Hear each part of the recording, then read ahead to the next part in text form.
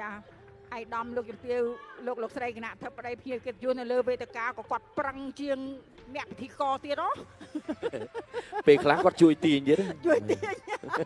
ក្រោកឈរជួយទាញ បាទជាសេបងសវណ្ណគាត់ដឹកនាំមកច្រើនគាត់ជួយទាញហ្នឹងហើយមកពីកោះរងសលឹមមកពីកោះរងហងអូច្រើនណាអញ្ចឹងឥឡូវយើងបន្តទស្សនាគូទី2វិញម្ដងណែយ៉ាទស្សនាការទាញទី2រវាងស្វាយសុំទៅជើងទឹកជាមួយនឹងកំពង់ឆ្នាំងកំពង់ឆ្នាំងដឹងហ៎កំពង់ឆ្នាំងដឹងហើយឥឡូវកំពង់ទាញយកបានឬមិនបានពេលនេះជើងទឹកកំពុងតែទប់យ៉ាងម៉េចទៅហើយ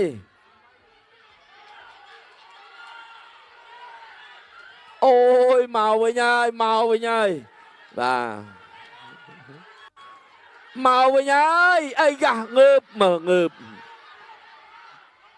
អូយលោកគ្រូជីកុយគាត់ថាទាញទៅបាទអើយមកយាយជើងទឹកអូសទៅអើយទៅ